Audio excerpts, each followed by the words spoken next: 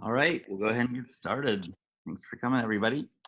Today, we're going to be talking about Canvas Studio and how you can use it to add multimedia to your courses really quickly and easily. I'm going to go ahead and mute you guys right now. If you have questions, go ahead and use the chat um, or uh, just wait till I start talking for a sec, I guess.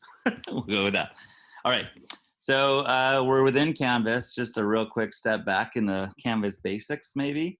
If you want to create your own course that you want to mess around with, when you first log into Canvas, you're going to go to lusd.instructure.com and you're going to log in with your LUSD email account and password. And then some teachers might be surprised that their courses are already set up there. That's already copied over from Infinite Campus. Your kids cannot see those courses again until the courses are published. So even if you were to click on the people in your courses, you'll see all your kids in there, but they're not going to see it on their screen until it's published. And then they're not going to see modules until they're published, and they won't see assignments until they're published as well. So real quick, I'm going to take a step back to make sure that we know that we can update what shows up on our dashboard. When you first log into Canvas, your dashboard is going to show just sort of like a random assortment of courses. You can change what shows up here by going to courses and then going to all courses. And then if you want it to show up on your dashboard, then you're going to click on the star. If you don't want it to show up on your dashboard, then deselect the star because Canvas just randomly picks courses to put on your dashboard. So now if I go back, then I've got a different sort of setup of courses. I can drag these tiles around if I like them to be in a different way. So let's say today I'm going to be using the Teams for Teachers and Seesaw course a lot. Then I can use that to just easily access the course. Got some questions, so let me see where we're at. Maybe it's just, do you have to publish? Excellent question, Michelle. If you don't publish the classes, then they won't see it. So publish is like the grand, they have access to the course. If you publish the classes, then it's sort of like that's the go live moment, I guess, that your kids can see them. And then you also have the ability to publish or unpublish individual modules and then individual assignments under those modules as well. So even if you, what I usually suggest is if you want to get it, if you want to get the content to your kids as soon as possible, just come into a class, maybe make a module that says welcome, do a real quick welcome statement, and then explain how you're going to use the resource or whatever it is. And then if you publish the class and then make sure that the module itself is published, then they'll be able to see that content. So really good question to start off with. Uh, Continuing on, I can change these around. I've gotten a question. I kind of forgot to add this in the Canvas basics, so it'll be in there from now on. I get the question about how do you change this cool graphic that you have here, right? To do that, click the name of the class that you're going to be working in, go to settings, and then you have the ability, if you click the image here, then you can choose an image. You can either upload your own, and then one really awesome feature is that if you click the unsplash option, it's going to look for the name of your course. So if I'm a science teacher, for example, it's going to pull up something to do with science, but you can still look for other things as well. So if it's something sciency, I guess that I saw here, then I can do that. But yeah, so you can upload and change that image at all times. What I'm going to show you today, you don't necessarily have to do, but some teachers want to have sort of like a playground. You should have within your list of courses a sandbox course that's been created at the beginning of the year. If you don't have that, don't worry, you can make your own sandbox course by going to courses and then all courses and then just add new course. So if you want to call this sandbox, playground, whatever you want to call it, then you can create that, and then your kids aren't in that course. So I know a couple teachers were a little hesitant because to mess around with their live course because the kids are in those courses. But just a reminder that if it's unpublished, they can't see it anyway. So just as soon as you hit publish, then they have access to it. They can turn things in and all that kind of stuff as well. Uh, all right. If you need more of the basics kind of setup, we've got a whole bunch of sessions coming up. We've got one at 3 p.m. today. We've got one, oh my gosh, I don't even remember. We've got one tomorrow at 9 a.m. We've got another one at 1 p.m. tomorrow as well. And we'll keep doing those on different times as well. Also, check Sched. We added teacher help desk hours. So if you have something specific, you can just jump in there, and it's going to either be Amity Concrete, myself, or I'm Ryan Mulvaney, by the way, if you didn't know, and then or Julia Edmonds at different times. So there's a 7 a.m. When possible, a 12 p.m. and then a 4 p.m. depending on when your work hours are. All right. Cool. Let's get into it though. We're talking about studio today. So I've got a course. I'm going to be using my playground course that I've got set up. And in this case, if kids were involved in this course, they'd be able to see it because it's published. If I want to work on it still, then I'm going to keep it unpublished for now. But I can go ahead and change that. It's going to switch from green to red. Anything red or gray means it's not published. What we're basically looking for is green as go. The reason I spend about 5 minutes on publishing is because it usually is the most common issue that I get when people reach out for help is that they're like, I made this totally awesome seasons assignment and then my kids couldn't see it. So if I switch over to student view, then you can see it's only going to show you the published content. So again, you access student view by going to home, switching to student view, and then you have a student enrolled in any class, no matter what you have, even if you just create it from scratch. So you don't have to log in. I know that in some cases we've got post-it notes with kids' student numbers and their date of birth or whatever, so we can test it out or try it out within Canvas. You don't need to do that. You can just switch over to student view at any time to make sure that it's looking how you want them to see it, I guess is the best way to say it. All right, let's get into how to really create quick multimedia content for our kids. So I'm going to be using this fractions module. If you're in a brand new course, remember you have to have at least one module. So I'm going to create a new one called Studio Stuff, and we'll use this for today's session. I can move modules around. For some reason, if you can't do that at the first on your first screen, you have to go to modules first, and then you move it around. And then if you go back to home in perpetuity, you're able to move your modules around. Doesn't mean that they're due before anything else or whatever. It's just how the kids see it. So they usually think in that linear fashion. All right. So I'm going to publish my studio stuff.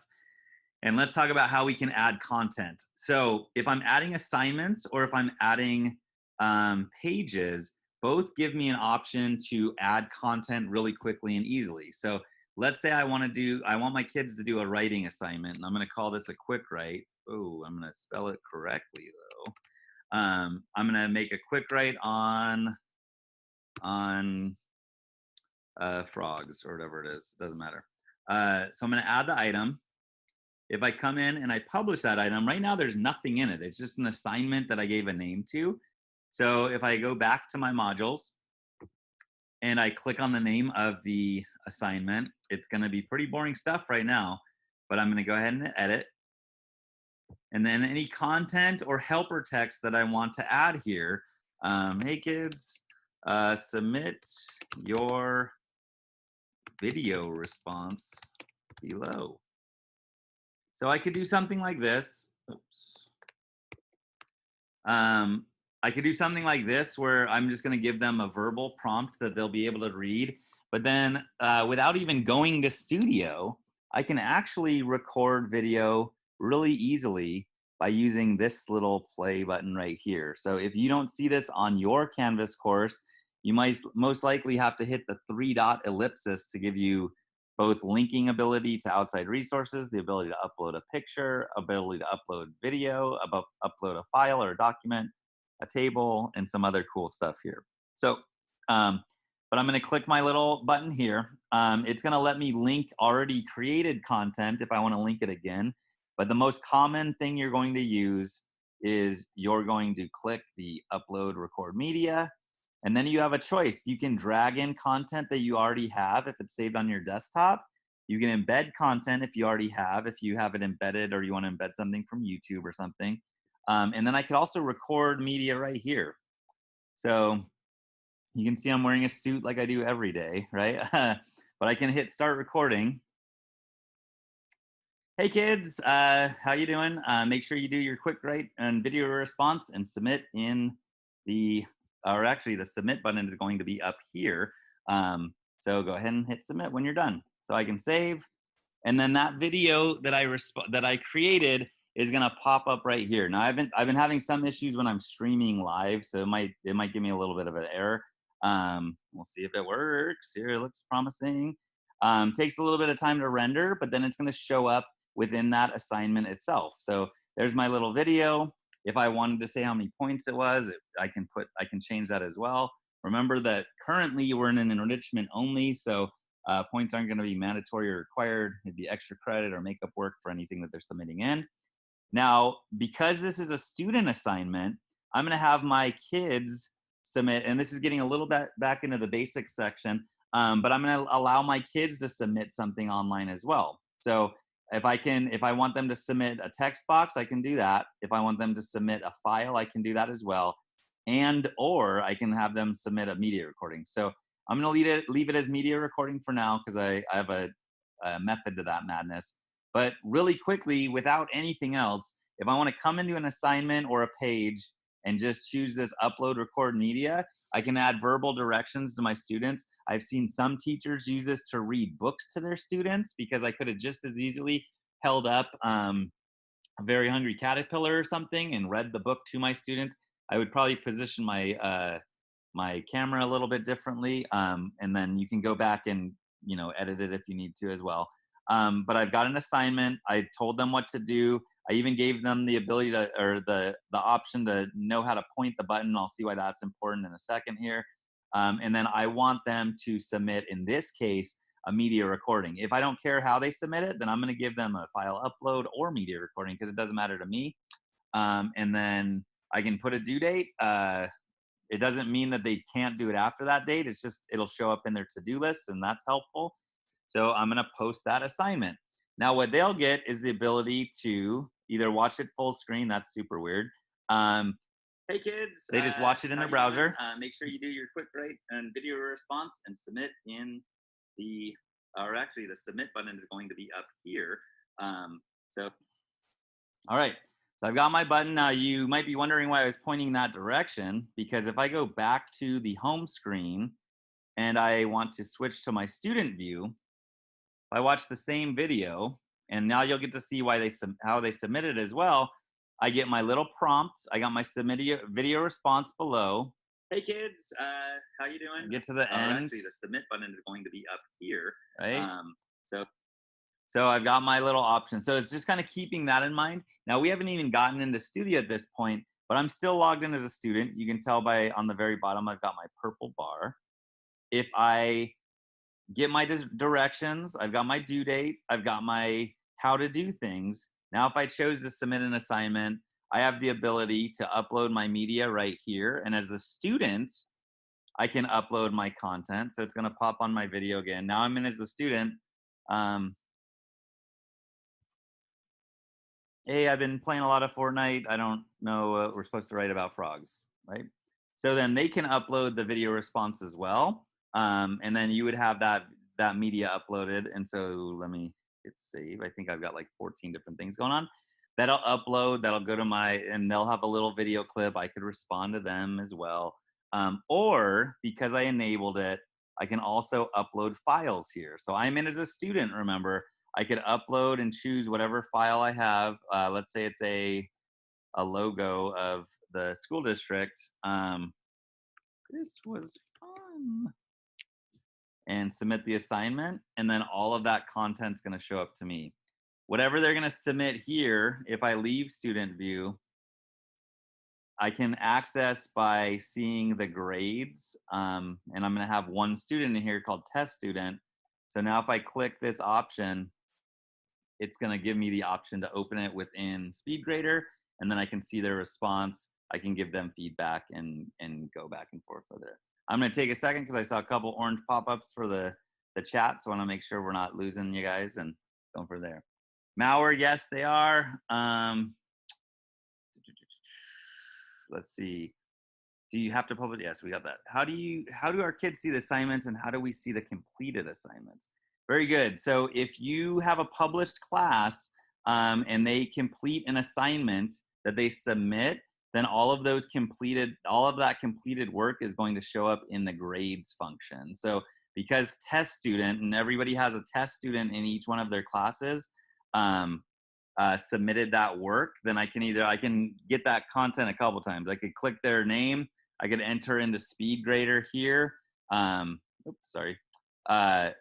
see their content that they've completed, and then all of that content will show up there as well. So everything that needs to be submitted will go through there, and you'll also see, depending on if you say that the kids have to do a certain assignment or not, the easiest thing and probably the most used thing the teachers are going to use are going to be assignments and quizzes. The quiz scores are automatically going to get transferred into the gradebook as well. If you're a Infinite Campus gradebook user, all of those grades are automatically going to transfer into Infinite Campus and update your grades there. You'd have to set that up with Grade Sync, and that we can cover that in the Canvas Basics training as well. But that's getting ahead of ourselves. On my iPad, I have to select a bomb first. I don't know what that means. The sessions are being recorded. I had a little bit of an issue with, I had too many programs opening last week, but the link will be posted as well. It's not you, Sheila. It was something wrong with the link itself. I think I posted it when I was running like 18 different things as well.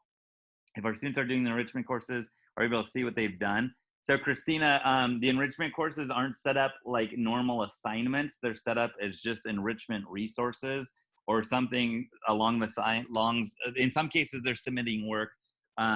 You can join those courses, and then if you want to be converted over to a teacher in those courses to see what they've been doing, but it's not intended to be graded work.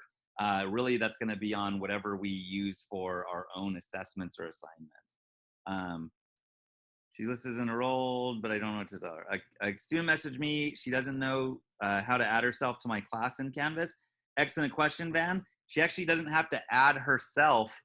She's going to be in the course itself. So if you guys were in your own courses and you clicked on people, you're going to see all of your kids are already enrolled. What she might be referring to, and the most common error that I hear is that they're in courses that have not yet begun. That means that the course isn't published. If they're trying to enroll into the self-enroll enrichment courses, the process for that is they're just going to click on the link to the course itself. So that's a little bit different. That's a really good question about how they're not getting results on the Quizlet test. If it's in enrichment, whoops, oh great, this will be great if it's crashed, but if it's an enrichment course, it's not intended to get, it might give them feedback in some cases, but in other cases, it's just meant as a way for them to practice the skills. They can get their own enrichments or their own scores from Quizlet if they change it to a scored assignment, usually like how quick can you match or a spelling test, and it's meant just to give that feedback to kind of draw them. If you can pull assignments from the enrichment portal and add them to their courses, yes, all of those courses are going to be published in what's called Commons, and I'll show you how to do that as well.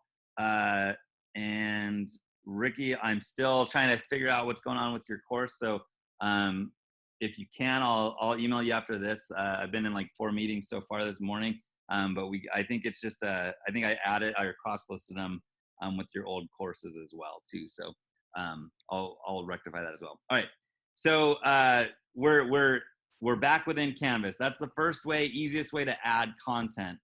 Another way, in some cases, we want to add content that already exists within YouTube or something else, right? If I go to YouTube, so I'm going to pretend that I've got a really good video that I vetted, and I want to share with my kids. Guitar? Wait, don't touch that skip button. Of course, I'm going to get an ad. Look, everyone wants to learn guitar. So I want to strip out that ad. I want to strip out all the extra stuff on the side and everything. So if all I did is I copied the link to that video, that YouTube video, I could copy it from up here. or I could copy it from up here and just copy that link right here. If I come back to my module and I want to add in that video, I can do that a couple different ways. So the easiest way to do it is add a new page. I could add a link to the external page, but that's going to take them away from Canvas, and I don't want them to get distracted. So I'm going to call this whatever the name of the video was, guitar video, and add the item. So a page is exactly what it sounds like. It's a blank website. So if I click here and I go to edit, I can add my own content. Hey guys, watch this. Oops. Watch this video. I can do that. And then I can also add in, there's a couple ways. I could add the YouTube video, but that's going to add all the ads and things like that, and it's going to be too distracting for the kids. If I want to strip out those ads and the related videos and things like that, then I'm going to use, for that, I'm going to use Studio. Now, it's important to note that Studio exists over here, which is sort of like your own repository of YouTube videos or your own created videos. And I'm going to show you how to do that in a couple seconds here. But if I want to add something on the fly, like I just found this great 5 great chord tricks every guitarist should know, I'm going to come into my page or my assignment. I'm going to click the plug, and one of my options is Canvas Studio. Now, when I click Canvas Studio, it's going to open up a little pop-up window here and give me the choice to either record my own video. So this would open up Screencast-O-Matic, and I can record my own screenshot video. You can see I do that with Teams and some other walkthroughs. But really easily, I can add my own video here. Now, if I have something I created in iMovie before or whatever, then I can upload and browse it here. But I just literally pulled this from YouTube. So I'm going to paste that in. And then as soon as I add that in, select the video, I can allow my kids to comment on the video, remembering that they're not going to be commenting on YouTube. They're going to be commenting on my studio video that I just uploaded. So anything that they post, if there was a problem with them posting, they have to log in to get to Canvas anyway. So I'm going to embed it that way. So I'm going to make my own little sort of YouTube within my course. And now what I get, and I'll switch over to student view. Let me save this really quick. Now what I get is a streamlined video for my kids. So if I see what it looks like from my student view, they're going to click the guitar video, and then they're going to watch the video. So no ad, no anything. It goes right into it. Because I allowed, they are awesome and so versatile and so important. Because I added the ability to add comments, I can go back and review. Let me say, I want to go back to the beginning. Great tricks. This is great. You can see that it's commenting at that 10 seconds. So what it'll look like for the kids is when I hit, if I go back and scroll back and play, watch what happens at 10 seconds here. Of course, the most legendary chord for guitar, the power chord, we can turn it into something beautiful. We probably all know something like this. C power chord. I don't think I responded. I went back far enough on the video. But I'll show you what it looks like from the teacher side anyway. But that content's going to jump up and pop up here on the bottom at 10 seconds. So if I leave this video or leave the student view, and now I'm in as a teacher, then I'm going to be able to see what all of the students did. If this was inappropriate, I'm going to talk to Mr. Test Student. I could also just delete it, but they have to be logged in to comment as well. If I don't want them to comment, then you guys probably saw I could make it so they can't comment at all. And then I also have some insights here as well. So if I want to see what Test Student actually did, he didn't watch the whole video. He watched up until about 30 seconds and then stopped viewing. So this is the total number of views on the left-hand side. And then this is how long the video is. So this video is 14 minutes and 21 seconds. He only watched the first 30 seconds and put a comment that said, this is cool, to try to fool me on this. Now, all of this content came over from YouTube when I copied that link. If I want to change that, then I can just come in here and say, make sure you watch the whole. and I'm going to spell whole incorrectly. So now I've got I changed that option. So they'll be able to comment and I can add that. So really quickly, I can pull content from YouTube by just finding that link, copying the link, coming into an assignment or making a new assignment. And let's say I add it here. I'm going to add a new page.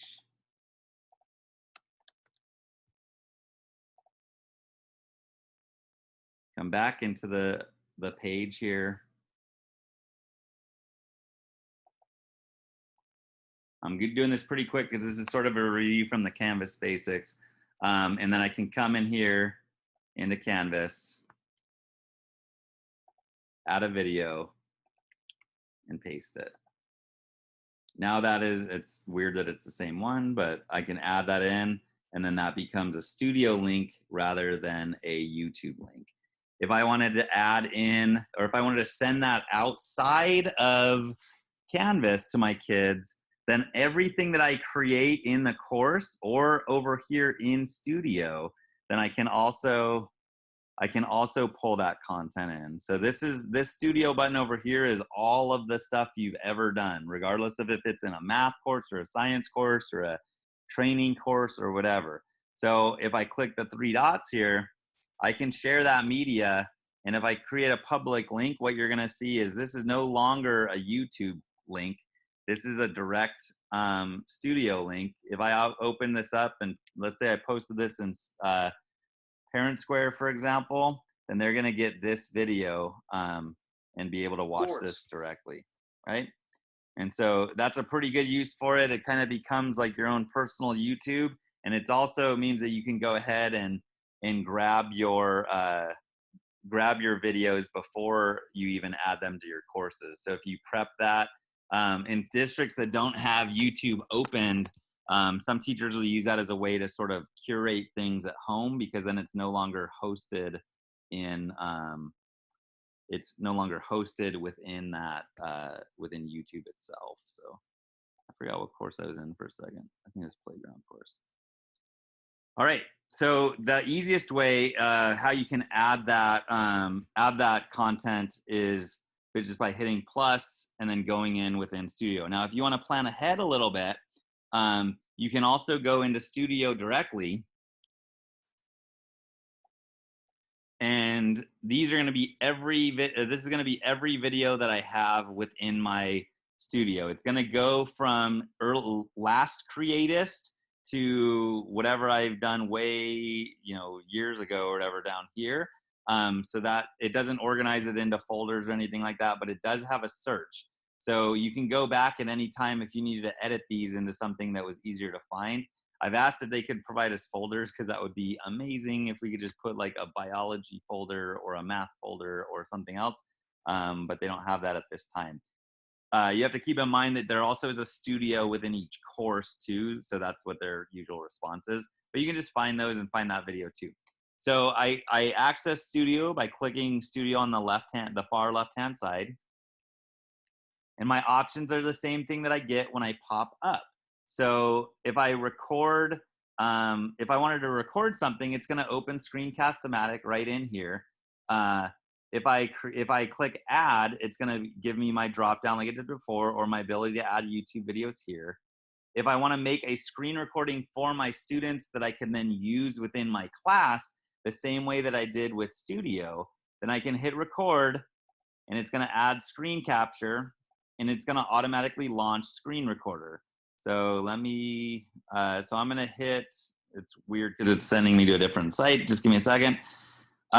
It's going to give me the option to, let's see, resume share. I'm going to have to shift over real quick. It's just the way that it works on a Mac.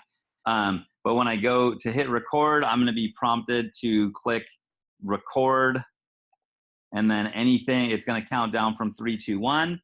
And anything that I record within this module is going to, including my voice, anything that's showing up on the video.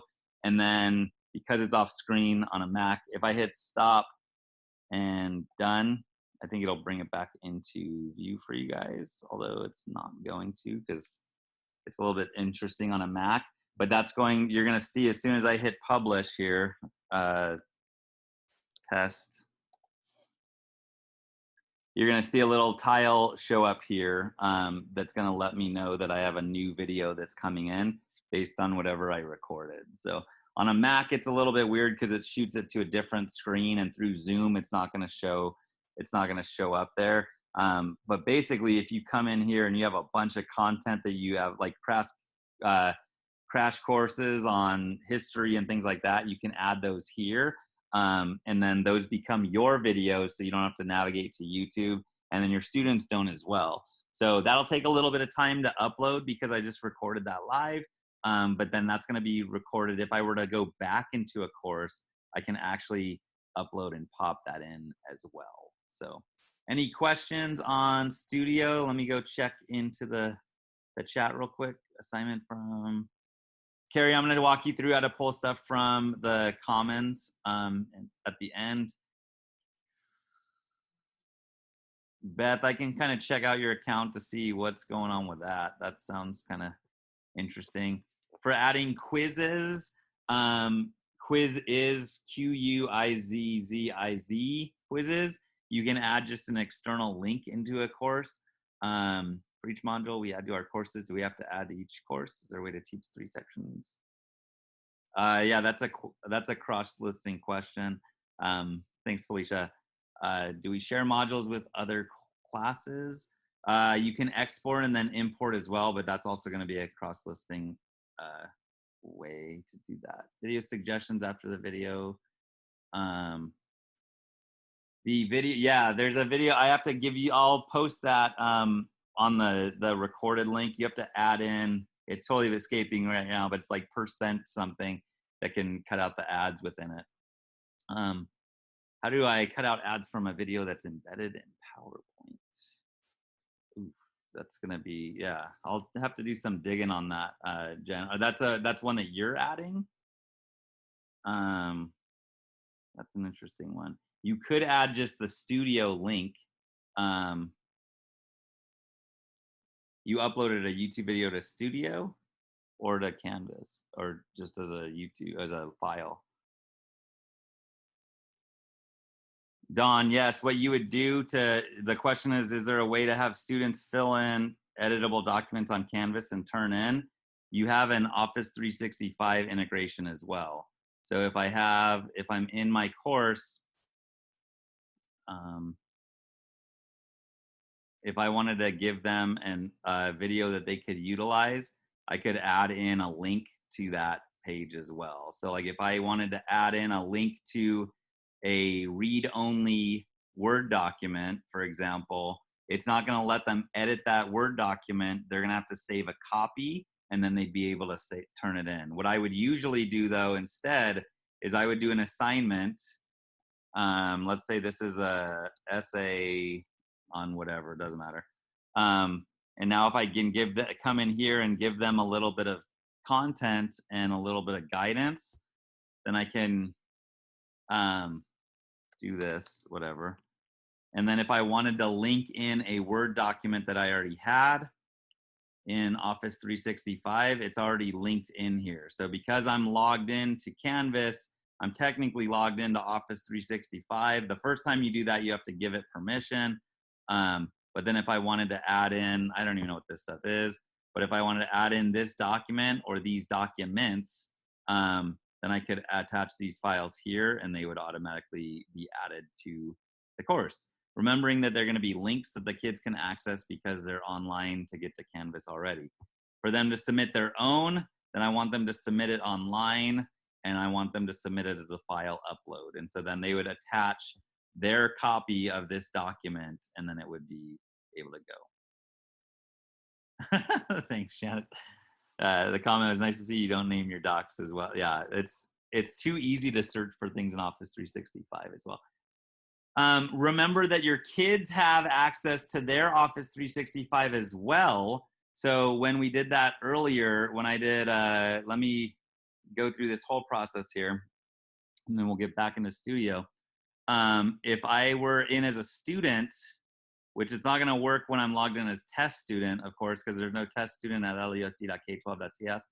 when I click on essay and go to submit assignments, I always, as a student now, have the ability to upload something from a student ability. So test student doesn't have a video, but they could add their own video or record their own video live here as well. And then test student, it's not going to work right now because there's no account associated with it. But test students Office 365 documents would show up here as well. So if I'm in as Peyton Mulvaney, for example, all of her documents are going to show up here. But I'm just using the test student because it's easier to kind of visualize. But they would be able to attach their Office 365 documents right here, and then they would show up in your gradebook or how they submit, and then you could give them feedback and go back and forth and blah, blah, blah, blah. So good deal. Let me check the comments real quick.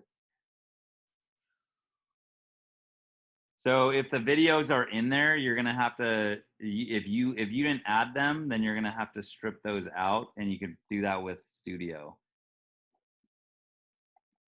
I think that answered the question. Let me see. It's logging in. One of the things, I got like 50 million things going on at once. So. I think I broke Canvas. All right. So I'm back in his teacher view. So we've kind of showed you how you can just grab content with Studio by just going to the, basically going to the ad and pulling things from YouTube. Showing you how you can record your own videos with screen capture, Matic, and all that. You can edit that and do some basic editing things.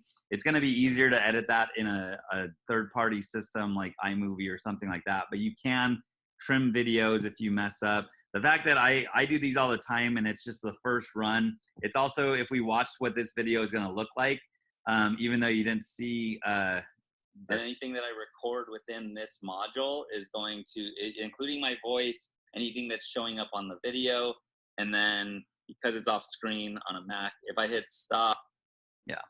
So it's gonna give me that little follow me icon as well, because that's a Screencast-O-Matic option that just shows up automatically. So it's gonna have my kids follow my screen while I'm navigating back and forth. So that's now, excuse me, that's now within my Studio. So if I were in a course, I can go to that plugins tool again and then add any of these videos that exist. And so to get multimedia, to curate multimedia, Studio is really easy to use. You can just hit add and add that content in. Like I said, that'll strip out the ads as well. If I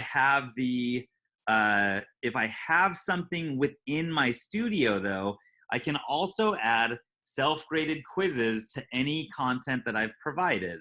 So let's say that I want to do a crash course. I know sometimes this has like inappropriate content in it or stuff that just middle schoolers think is the funniest thing ever. But we'll go ahead and use this. And let's say I'm going to copy this content. Looking for a new way to learn? Nope, I'm not.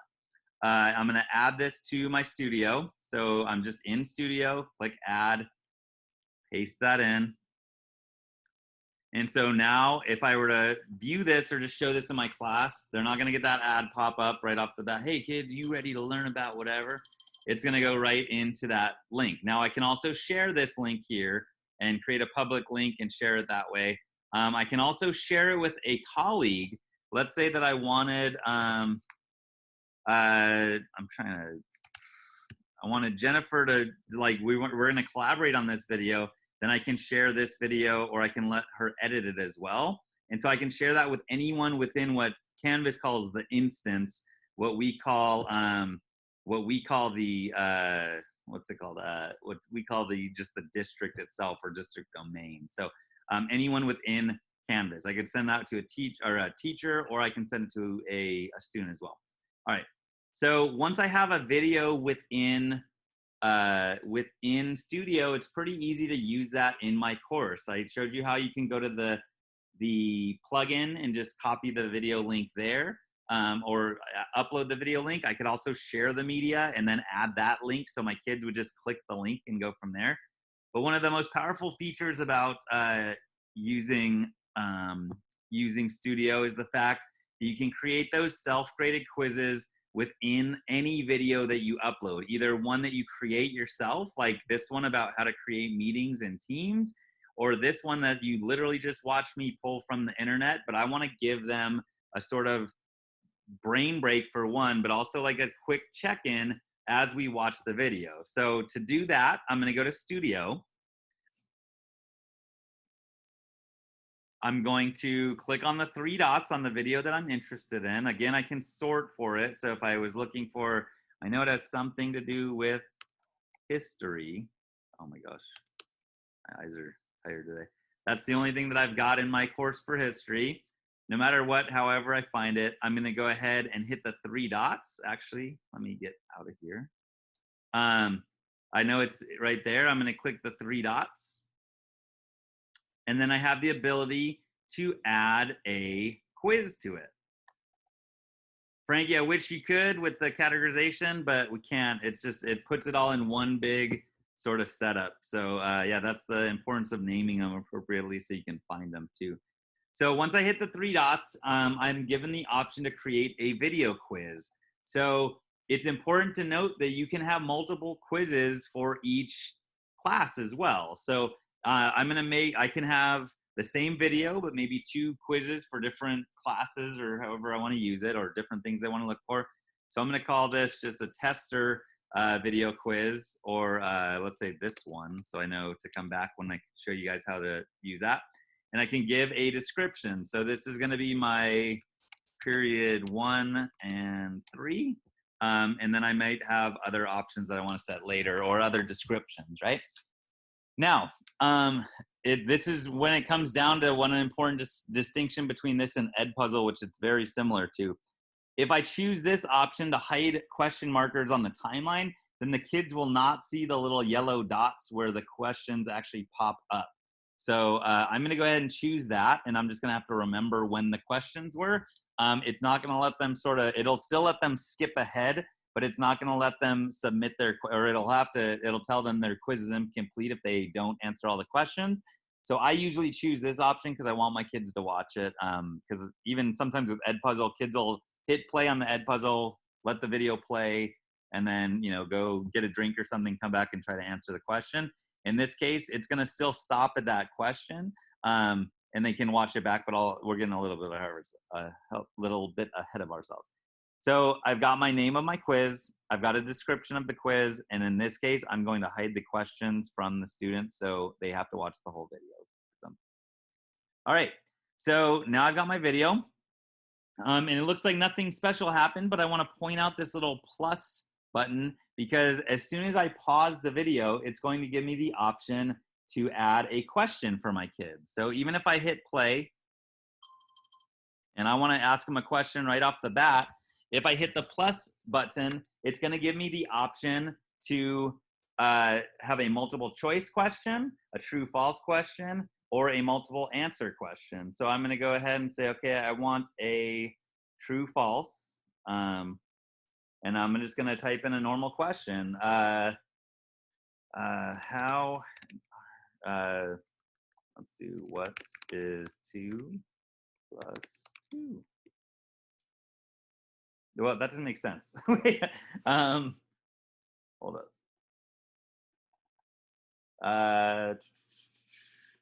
Plants are, I know this is a generalization, but we're just going with it.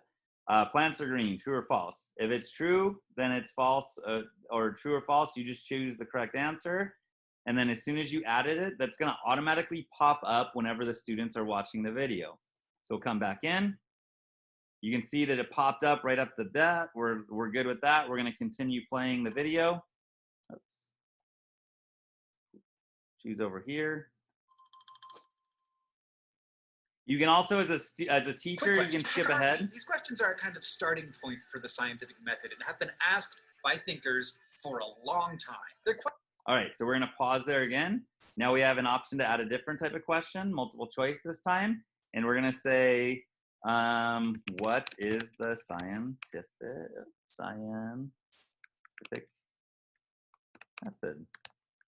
I can put my answers here. Multiple choice means that there's only one correct answer in this case. I can actually, if I wanted to, vary the points by answer. So if they got this one correct, then they're going to get 4 points. But I really don't. If they answer this one, I'm even going to give them negative points, which is weird to me. But you can change the points, so you can give them partial credit if they did choose that, and that's on the multiple choice option. I can also give them a little bit of feedback here. So if they get the correct answer, great job. Come on. Just put another great job. That's going to show up for the kids themselves. Oh, I can't because they're the same. That's why. So those are going to be all of their question choices, and that's going to show up at, I got to just figure that out when it was. That's going to be at 22 seconds. So I'm going to just remind that. Discard those changes. And let's say that we're sort of done with this quiz. We got 2 questions. Maybe I want to answer or ask other questions towards the end. That's totally fine. I can do that. But for this purpose, I'm just done with this quiz, and I want them to only have a 2-question quiz.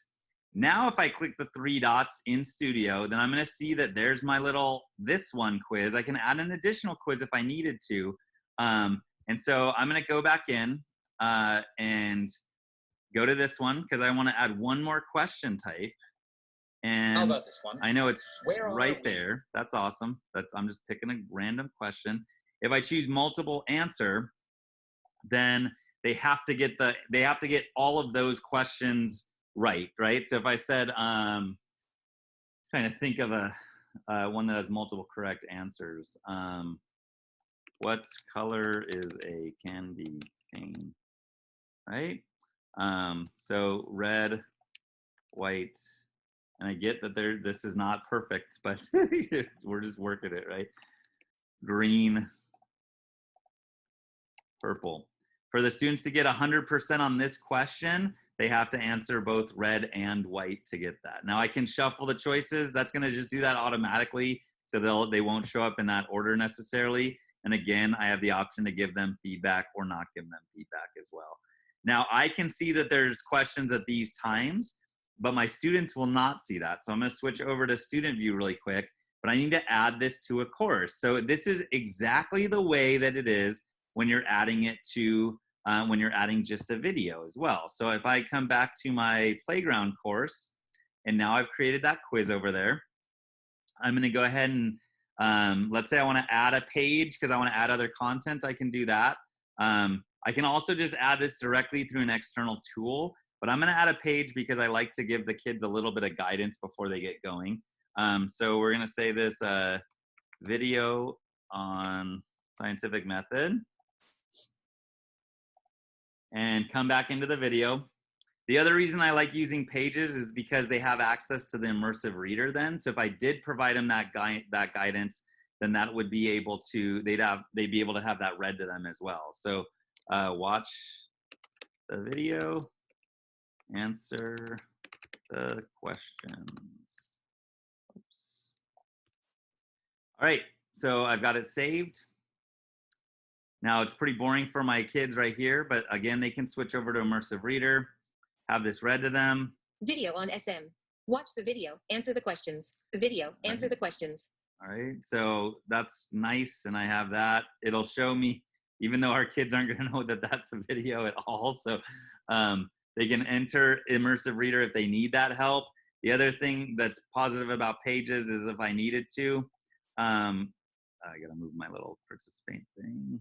If I needed to, I can translate that into whatever document or whatever language I need to. So then I can still have that read to me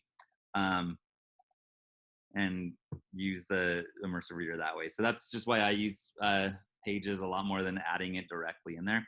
So I can give them that guidance, but then now when I come down to the plugin tool here, I'm gonna go ahead and hit the plugin tool, choose my Canvas Studio. And now when I selected the video over here, it only gave me the option to allow comments and let them download, right? I don't want to do that. When I choose my one that has and the way that you're going to know that you built the quiz for it is the little rocket ship there in the upper right. That means that there's already at least one associated quiz with the course. So now when I select a course or a video that has a quiz attached to it, I also have the ability to choose the video embedded. So I can choose this video here, or if I want to, I could just do the standard embed with comments and things. But I'm gonna go ahead and embed this content in.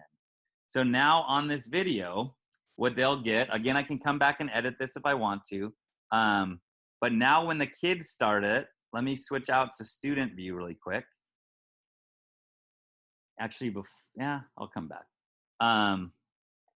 If I go over to my test student, when let's say they're watching the guitar video, they scroll through this whole thing, they hit next. They're gonna go to their next page, and then they've got a video. Now, this one, period 1 and 3, that's all content that I put when I upload the original video. I'm gonna go ahead and hit get started. And because I put a question right at that 0, it's gonna pop up automatically. Plants are green, true. Continue. I'll let that run for a little bit longer. Quick question. What is stuff? Maybe that one's too big. Fine. You can see that I don't have. Where are we? You can see that I don't have those markers. And if I chose to leave those markers in, then it's gonna show a little yellow dot. So I'm gonna go ahead and get this one wrong on purpose. If I needed to, because I wasn't paying attention, and we're gonna pretend that the video was about candy cane colors, if I hit rewatch, it's gonna go back to the last question that I did. So I just added that after the first one. What is stuff? Maybe that one's too big. Fine. How about this one? Where are we? And oh, you know what? Actually, it's red and white. So now I understand that content a little bit more. Like all of us. Earth, the solar system, the I don't remember when the galaxy, next one is. Long answers, but make questions and free of science. That's questions, answers. You can see wherever it ends up is going to be hard to find if I was just trying to hunt and peck.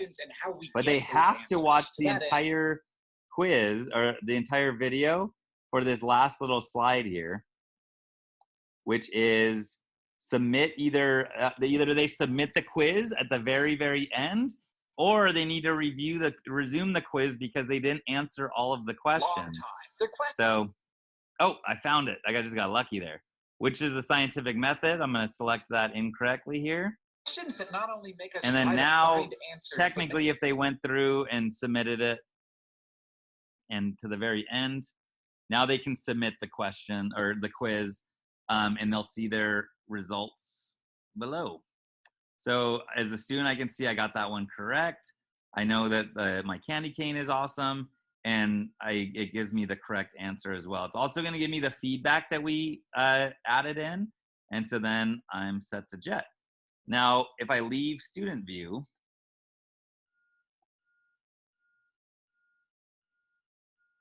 immersive reader is read in Spanish as well. Yep, and it even the pronunciation is actually pretty good too. I can show you that as real quick because I'm right here. If I swap that over,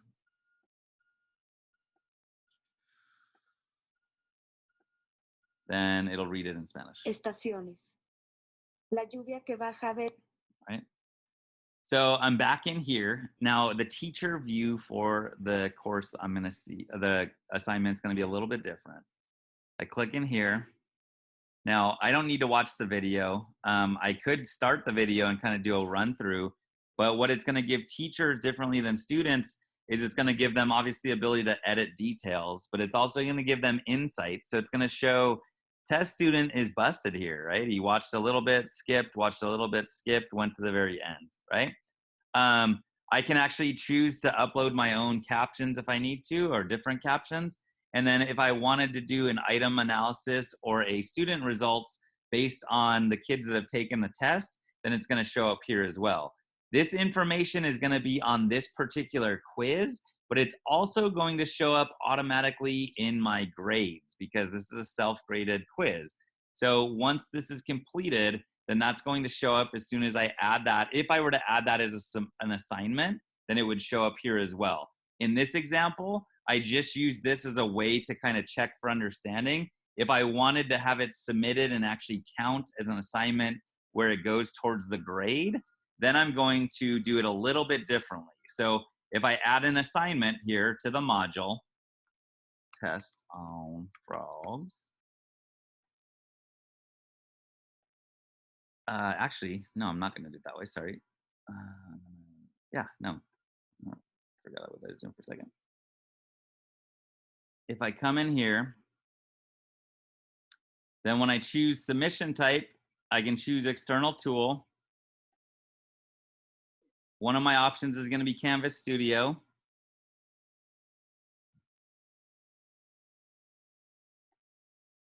And I'm going to go ahead and use the video here. Now, the reason I'm doing this through an assignment is because I don't even remember how many question points were on there. But if I make this worth 123 question points, then it's going to give the points relative to whatever I had set up in the quiz itself. So I think I had three questions in the quiz that they had to get correct. That would put each question worth 33 points, whatever their grade is. If this is only worth 3 points, then it's going to only give them a point. If I want to make it worth whatever, 1,234 points, then it's going to be relative to whatever it was set up in the course itself. So I can give it a due date. Again, I'm going to choose external tool. I'll go find, go to Canvas Studio. And then now, because that's an assignment with grades attached to it, it's going to go directly to the grade book. So a little bit different way to do it. Some teachers use Studios as just a way to kind of check in. Others use Studio for a way for it to be a little bit more high stakes, I guess. In this case, you can see that now there's a test on frogs out of 1,234. So test student could come back in, take the test, and then they would have that as an assignment on their to-do list and all that kind of stuff as well. All right. Yes, multiple correct answers. Multiple correct answers is on not a multiple choice. It's on multiple answers. Is the best way to say that. Can we share a YouTube video we have in Studio to another app like Seesaw? Yes, absolutely, Colleen. If you have a video in Studio, if you go to the 3 dots and hit share media and create a public link, now you can actually copy this big, long, ugly link into a tab, or you could paste this into Seesaw or Remind or whatever you're sending, and then that's what the kids are going to get. They will not, however, get the quiz that's associated with it, though. So it'll only be for sharing that content through that way. One of the easiest ways that I've seen teachers create content is coming into Studio, hitting record, and just capturing either their webcam or capturing a screen capture really quickly and sending it that way as well, because you can send that link pretty easily. You don't have to upload it to YouTube or anything like that as well. Cool. Awesome. So lastly, we've got our courses. We've got our content. Let's talk about how you can get other content into your already existing courses. So I'm going to go to my playground course here. And there's a couple ways that I can get content in. So one of them is I can import from Commons. So I have Commons down here. Commons is a place where teachers publish content, videos, quizzes, assignments, a whole bunch of different things. We're going to publish all of our enrichment resources to Commons as well for LUSD teachers. So you can use that same content if you'd like to. So here's how you do it. So if you go to import from Commons, by the way, that was on the test or on the course itself. Now it opens up a new window. So if I say, okay, I want to find this 6th grade math for April, integers on a number line, and this looks awesome, and I want my kids to do this. All I have to do is find the content. I might want to review it first and vet it and kind of make sure that it's up to par and what I like and all that kind of stuff. But even though I'm going to just pop this into a course, I can always go back and edit this as soon as it's in my course as well.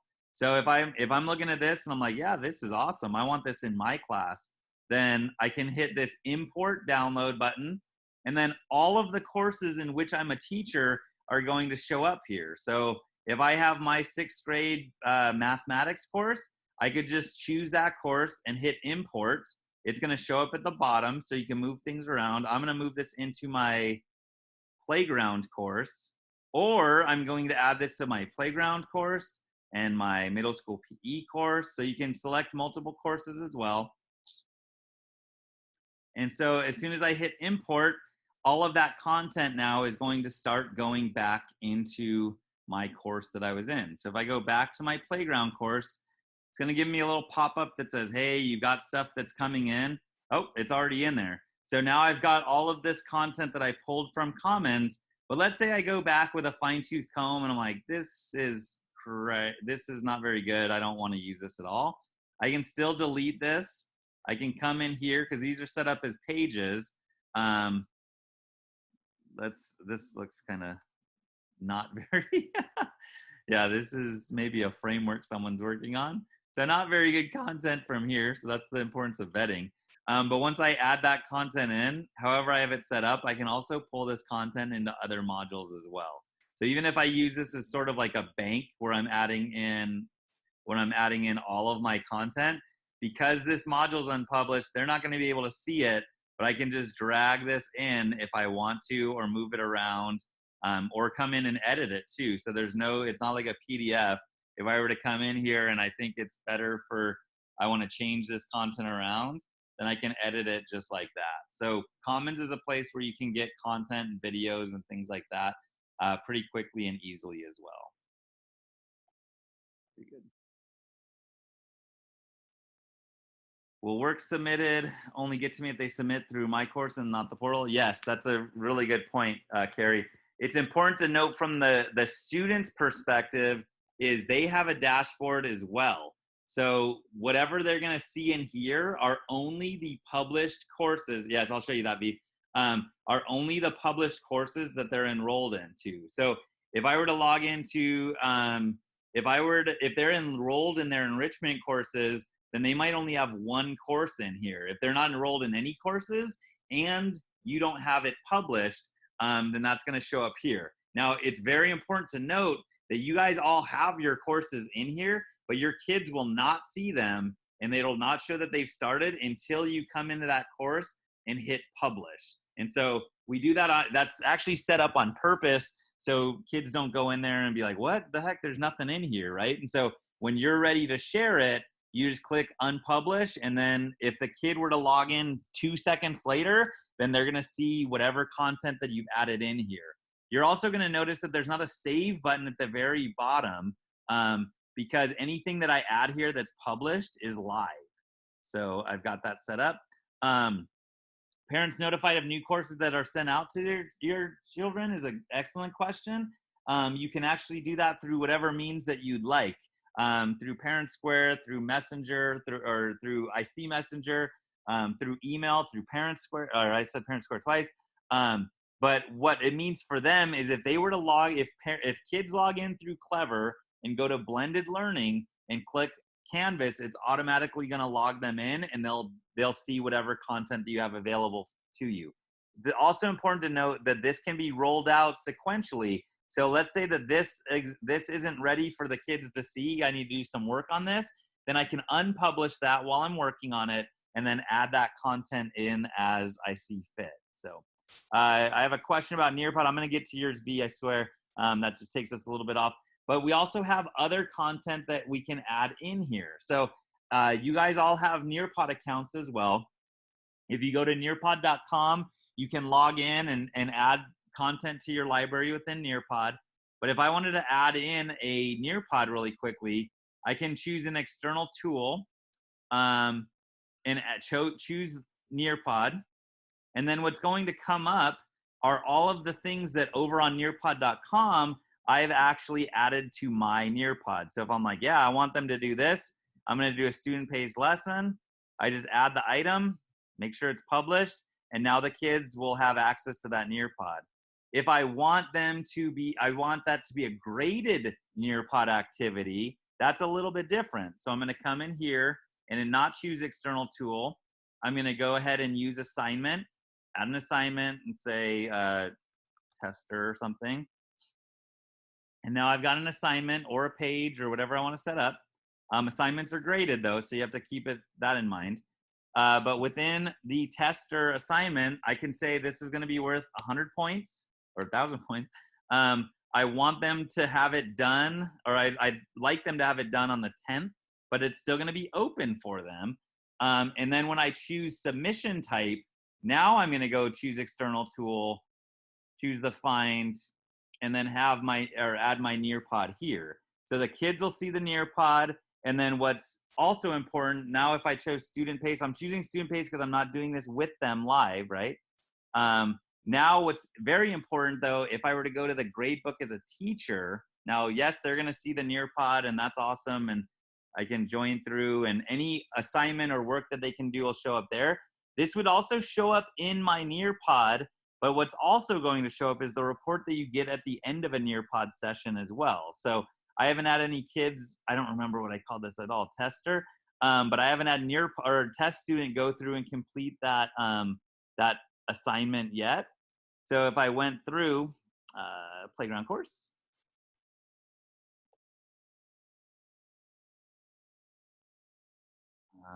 so just real quick, sorry. If I go to student view and I go through my tester assignment, it's going to log me in as test student. I can say join session. I'm in as myself again, so I can go through. Maybe I want to, I'm probably going to make this a little bit more interactive and have them do short responses. In this case, they're doing a kind of pop-in thing. So I'm going to say that I'm done, and and that's it. I'm leaving. But now when I go to my grades, because I had my test student do it, I have their responses too. So if I go to what's called Speed Grader, then I'm going to see their responses. And this is just the report that comes from Nearpod, but it brings it within the context of the gradebook. So I'm in the gradebook of Canvas. I can go through and be like, this kid didn't do anything. This is horrible, right? So I can give them a grade of, let's say I'm going to give them 1 out of 100. Should be extra credit if it's just enrichment. And I can give them a comment. Or what's really nice is when I'm in the grade or in SpeedGrader, I can link a file here. I can give them a speech recognition. So this is a nice one, especially if your eyes are getting tired later in the day. Man, test student, what were you thinking? You didn't do any of the work on that Nearpod, right? Go back and edit that, but then that content is going to go back to them, so they'll get that feedback as well. And if I really want to bring it home, or if I'm not even feeling like anything else, then I can upload a video response as well. They'll dig that during these times too. You can see I'm in my work clothes today. Hey, you need to actually do the activities in the Nearpod and not just click through things. Thanks. Make sure you can, I'm gonna make sure that you can resubmit that. Now, you don't have to do anything, by the way. They can just go back and redo the Nearpod. And so as soon as I hit save, that means that that's going to be posted as a video response, and then the kids will have access to that when we go in. So let me make sure that we've got some questions. I'm going to check the chat real quick. And where did my chat feature go? Oh, I moved it.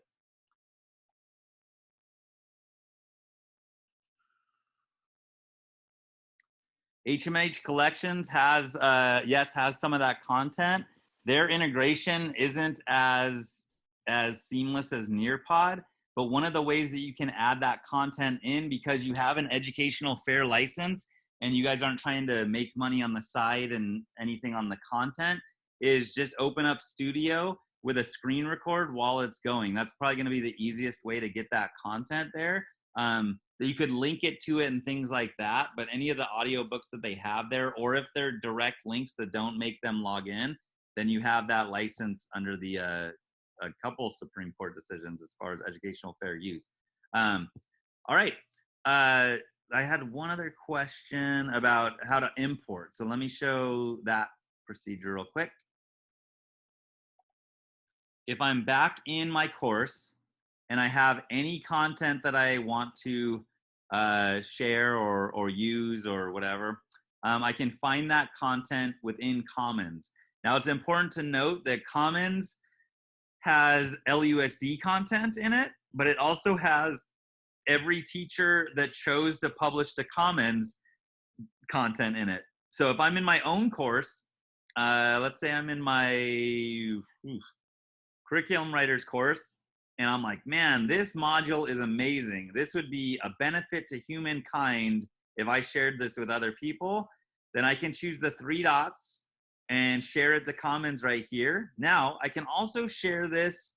Let's say I don't want anyone else besides my LUSD folks to share it or see it. I can send it to only my LUSD content, or I can send it to anybody that's within Commons as well. So that's what we're going to look at today. If I go to Commons, though, I'll find, like, let's say I'm looking for content on fractions, because I know there's going to be a bunch of it, right? So all of this requires vetting too. It's not like this is like goes through any process here, but we've got this page on like fractions. Like fractions are all right. So far, so good, I guess. Unlike fractions, broken link right off the bat, and then some examples. If I don't like that, then I don't have to use that. I'm going through and just kind of checking it out. This one is a fraction quiz that sets up. So I think they're still working on this one. I don't know. Maybe fractions is like the key to making a bunch of money or whatever. In this example, then it's going to give them that quiz. I can add that. Let's say I'm like, yeah, this is awesome. I want to add this to my course. I can do a couple things here. I can add it to my favorites, so I can add that at a later date, or I can just import it directly into my course. So in this case, I'm going to choose my AAA training course, go all the way down to the bottom, and hit import to the course. Now, by default, that always goes down to the bottom of your course. So if I come into my AAA training course, then it's going to tell me, all right, I've got a quiz that's importing. So it'll take a little bit of time here because quizzes are a little bit harder to import. I can just keep hitting refresh, but no matter what, it's going to show up at the bottom here. And then we'll just pretend that this was the quiz, and I can move that to whatever I want to do in there. And then very importantly, anything within Commons, you have full creative control over. So if I come in here and I'm like, you know what, that's crazy. I don't even know what this is, but that's nuts. Anything that I'm like mesmerized by this. Anything that I want to utilize or change, I can still come in here and I have full editability to go in there and change that content as well, including the quizzes themselves too. So it might just be a good start, and then you can add those and kind of add that content as well. Add modules to one course. How can you add modules from one course to another?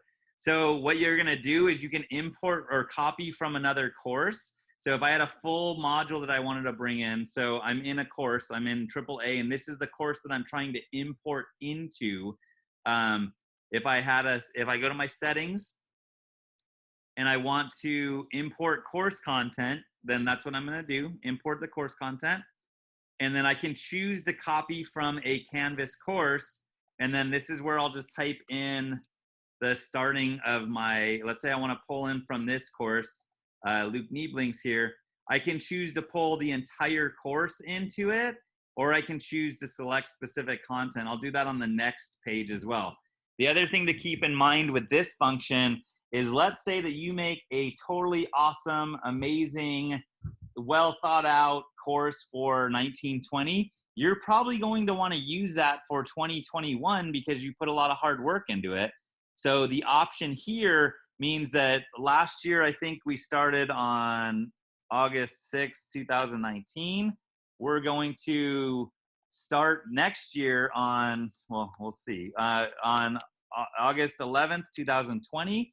That means that it's going to assume that if you had an assignment that was due the first day of school, that you also want it due on the first day of school. So it's going to shift all those dates according to your calendar. So if you get to the point where you have a solid, like, kick-ass course that you want to copy forward year to year, then you can copy those every single year forward, and then you still have the ability to edit. So let's say you're like 90% of the way there. You don't want to have to do that 90% over again. You want to start that course over from you want to start that course from the framework that you have set up with the links and the videos and the quizzes and all that kind of stuff set up.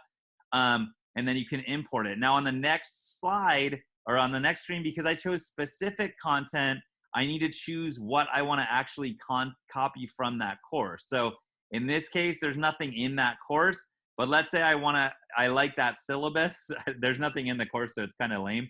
But I can copy that syllabus body, and now that's going to show up. And I don't think there's anything even in the syllabus for that course, but it's going to pull that content in. So in this case, I think I just used a sample one from Joe Quinn, but all of that content is going to pull in automatically from course to course. So year to year, you'll be able to pull your courses forward. And you could choose that entire module if you wanted to as well. So yep. Our grade level created a new course on Canvas, and we invited students using the SID number. When you go to people, it says 54 haven't been accepted. What does the invite look like, and where can I find it? It goes to it goes to Canvas itself, which if they're not logged in, then they won't see it. But then it also goes to their email address. So they'll automatically get an email invite through Outlook. Because remember, all of our kids have email addresses as well. You can also, there's a couple different ways you can do that. If they've been invited already, you can just tell them to log in. And when they log in, they're going to be on their dashboard. And they're going to have a little pop-up here that says you've been invited to the course. And then they just click accept. And then that shows up on their actual dashboard until you kick them out or change anything different. I got a question about importing content again. You're going to go to Commons. You'll choose whatever content it is, or you're going to, if you're importing from an actual course, then you're going to choose, you're going to go to your course itself and then go to settings and then import course content.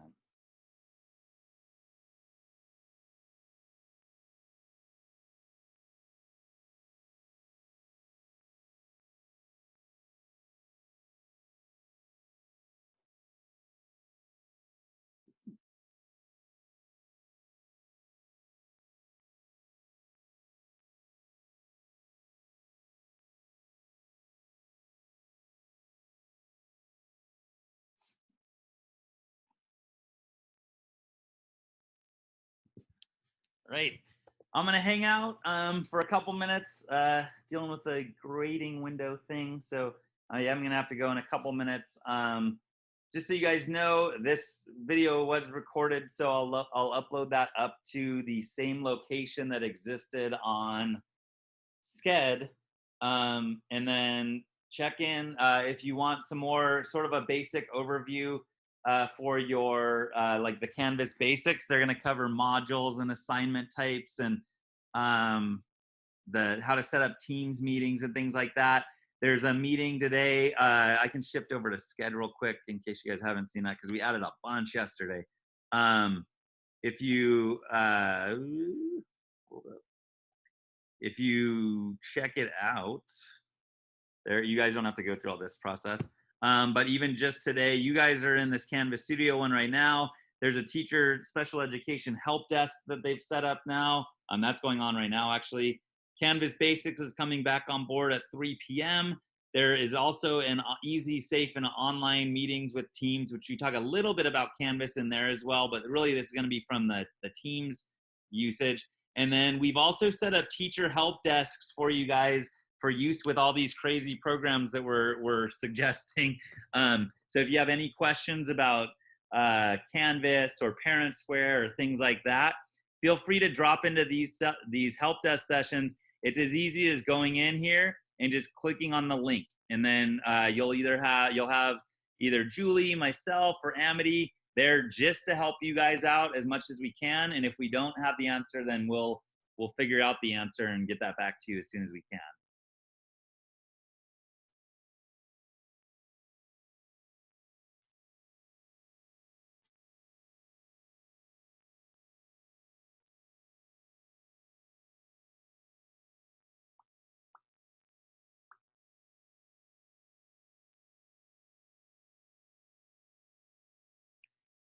the training links are gonna be where the link that you got into the meeting is, Wendy. So I'm gonna upload. I'm gonna add that up there.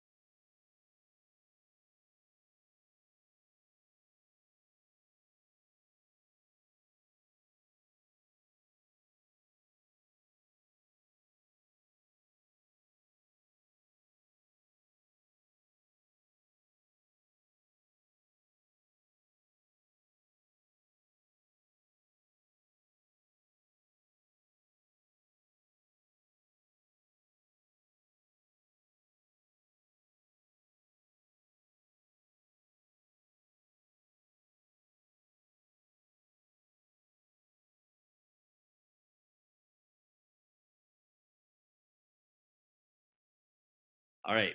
So which course are we looking at?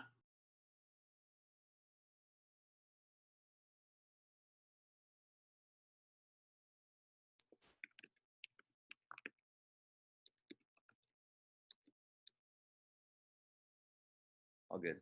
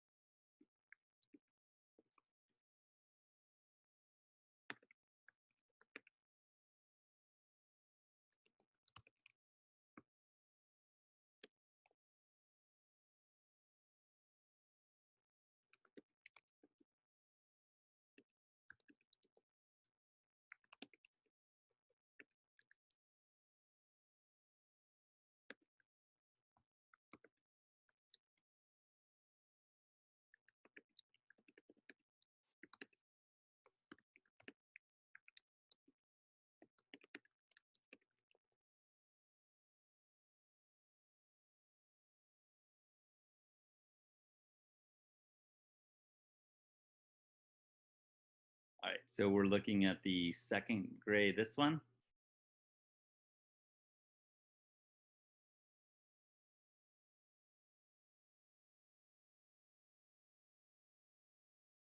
Oh, you're probably talking about the enrichment course, I'm guessing.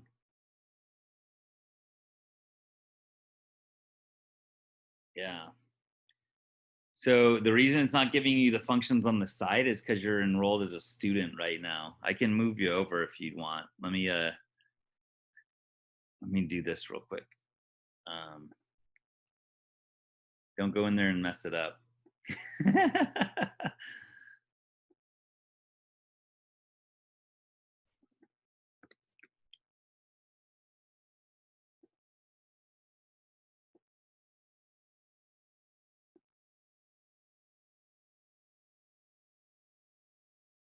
me do something.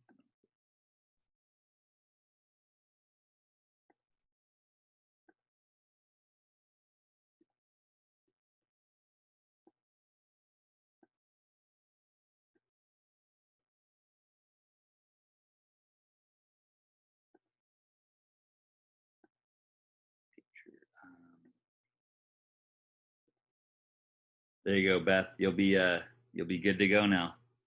You might just need to hit refresh, and then you'll be feeling a pretty good setup.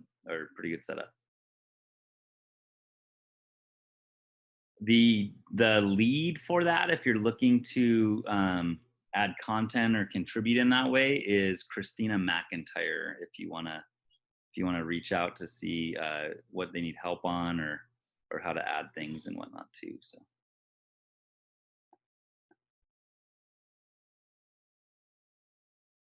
It's all good. This is like my is what I was born to do, or hired to do anyway. just to have more people that are coming to sessions. So exactly, it is definitely my jam.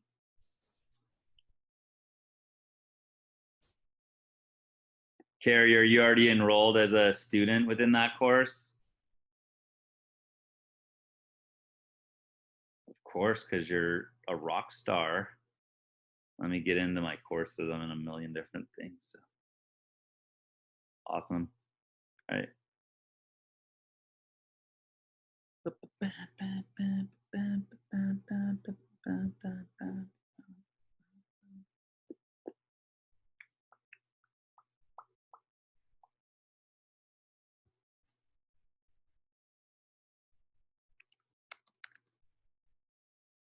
There you go. Dang, putting the work in too. Holy cow.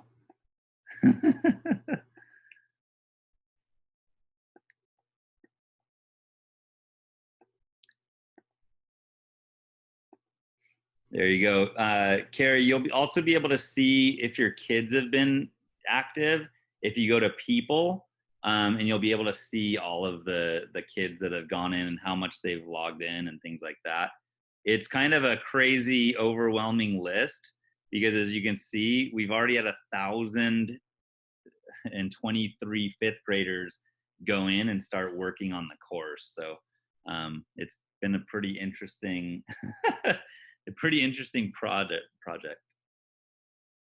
Yeah, what do you want, Jen?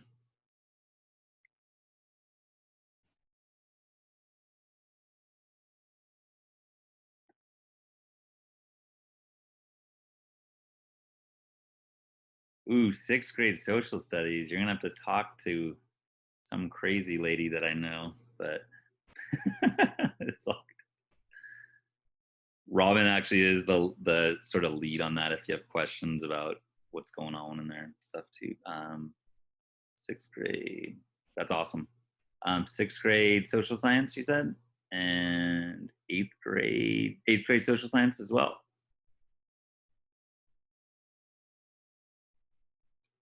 All right. Are you enrolled as a person already, Jen?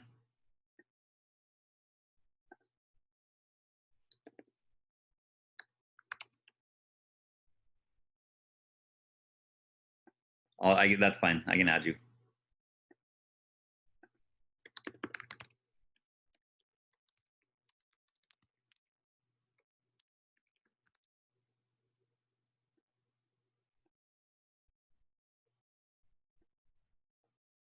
I spell it wrong. I did. I knew I was gonna do that. It's got an extra E, or not an extra E. It's got the normal amount of E's.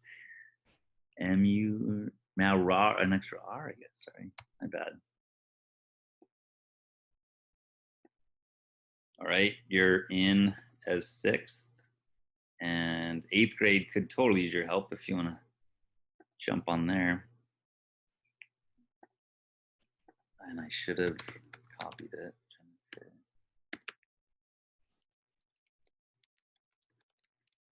I spelled it wrong. Oh my God, I need a break. I've been on 4 Zoom meetings in a row, so. Right. There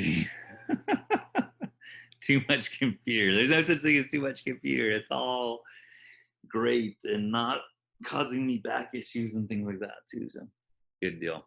Awesome. Yeah, you're set up.